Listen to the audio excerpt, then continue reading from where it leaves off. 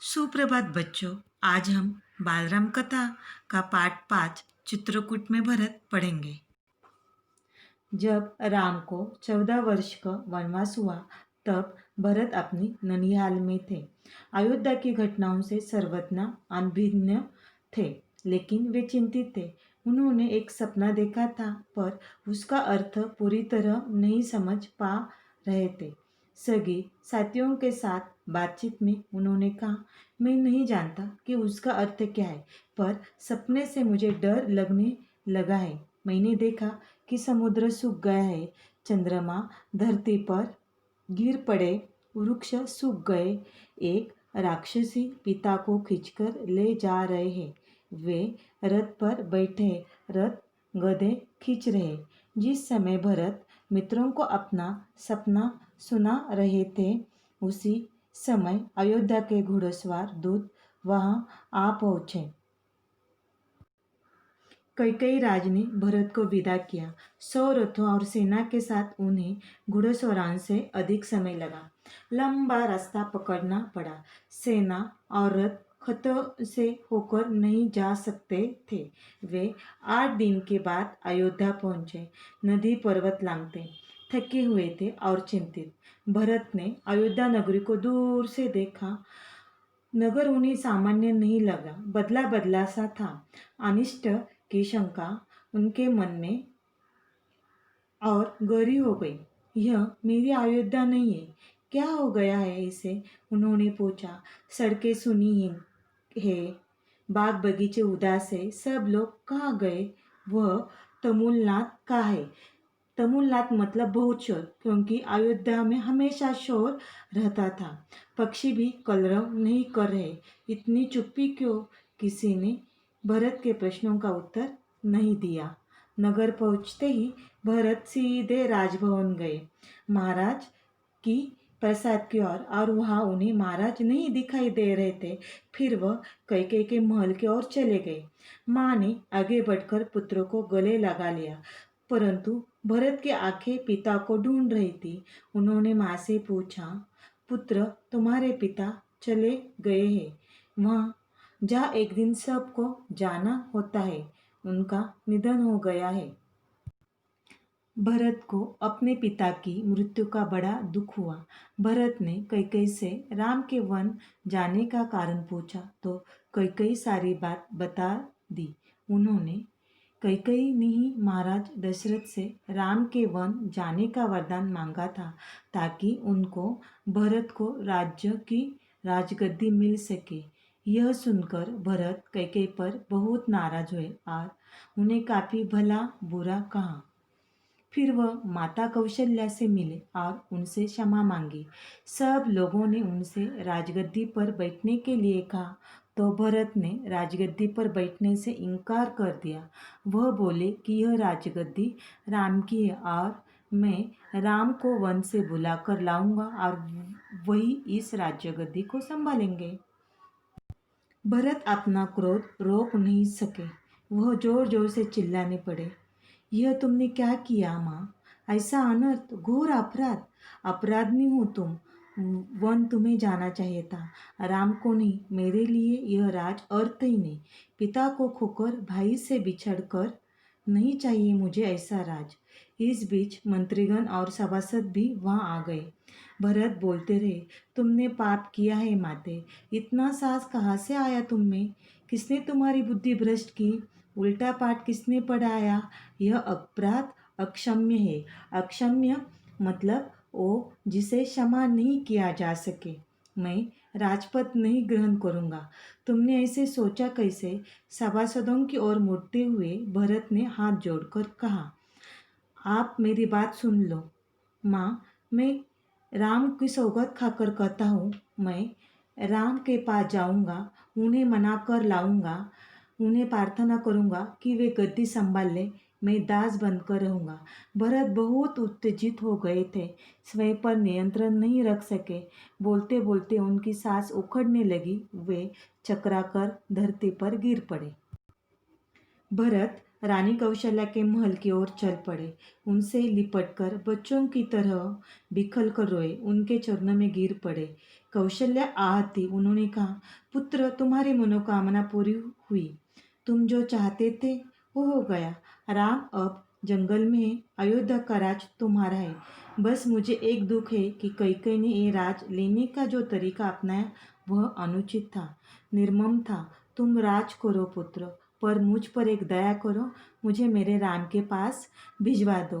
कैकेयी भरत को बोल रही थी कि मुझे मेरे राम के पास भिजवा दो। भरत ने रानी कौशल्या से माफ़ी मांगी, सफाई दी कि मेरे मन में ऐसा कुछ भी नहीं था। रानी कैकेयी के व्यवहार पर ग्लानि व्यक्त की, कहा, राम मेरे प्रिय अग्रज है, मैं उनका अहित सोच भी नहीं सकता, मैं निरपराध हूँ।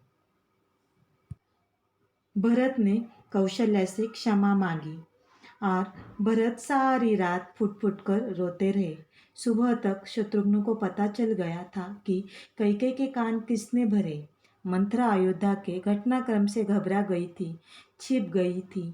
कुछ दिनों से वे किसी को नहीं दिखाई दे रही थी। भरत और शत्रुघ्न राम को वापस लाने पर मंत्रणा कर रहे थे। तभी शत्रुघ्न की दृष्टि बचकर निकलती मंथरा पर पड़ी। उन्होंने लपक कर उसके बाल पकड़े, उसे खींच कर लाए। भरत को दासी की भूमिका बताई।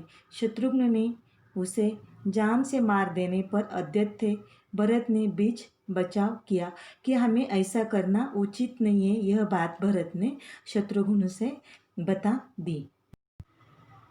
मुनि वशिष्ठ अयोध्या का राज सिंहासन खाली नहीं देखना चाहते थे।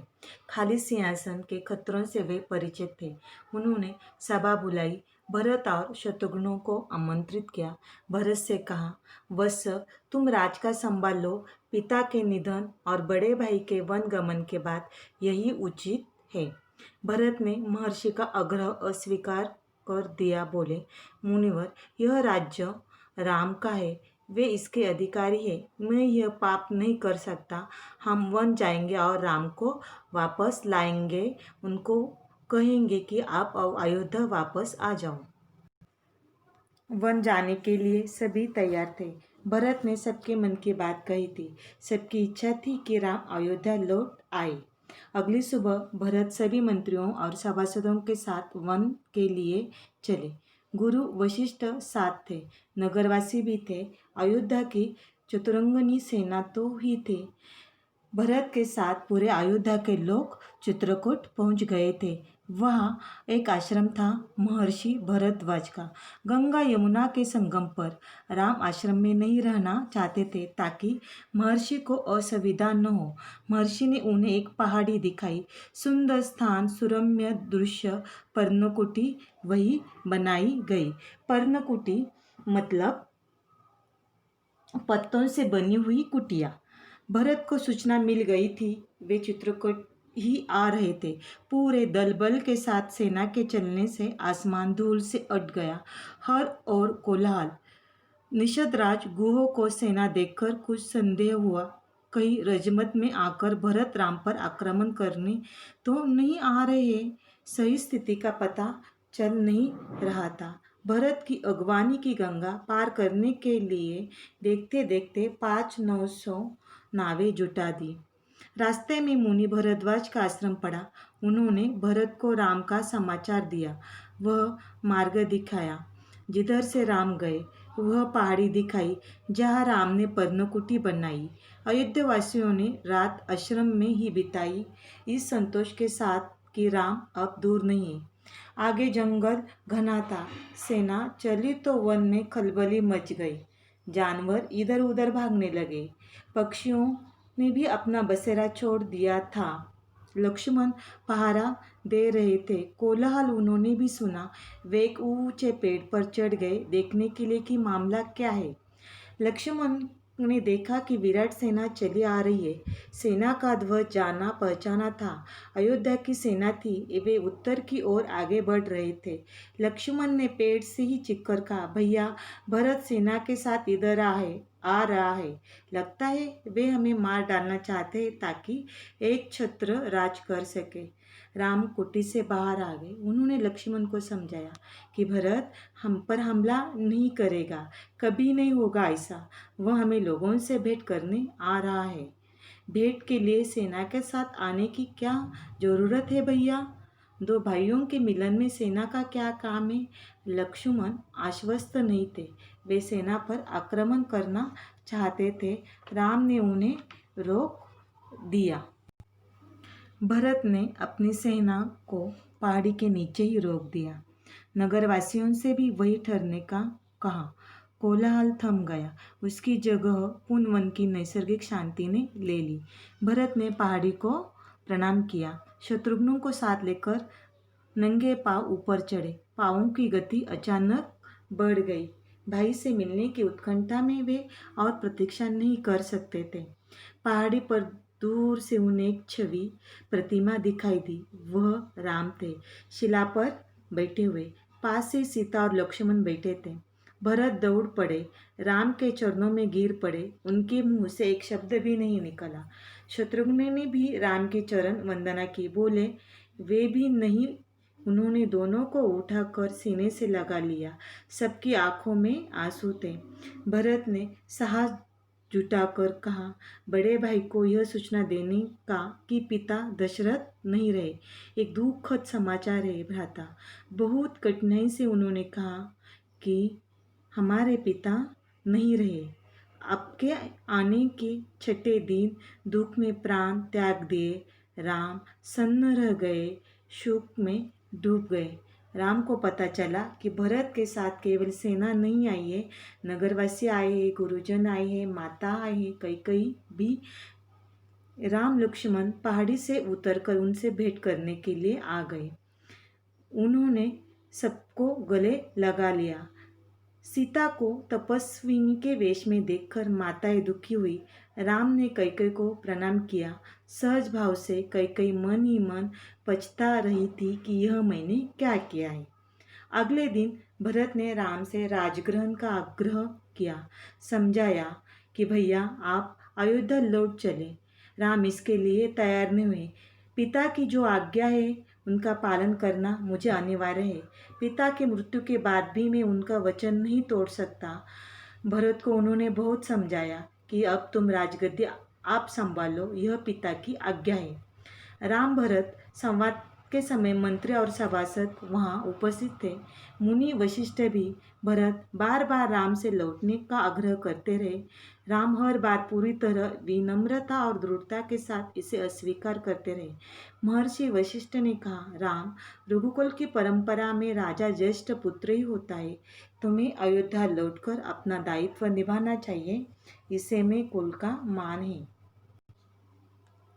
भरत ने जब काफ़ी आग्रह करने पर राम नहीं माने तो भरत ने उनसे उनकी खड़ाऊ चरण पादुका ले ली। उन्होंने कहा कि इन चरण पादुकाओं के राजगद्दी पर रखकर ही राम के प्रतिनिधि के रूप में अयोध्या का राज संभालेंगे और उनके लौटने का इंतजार करेंगे।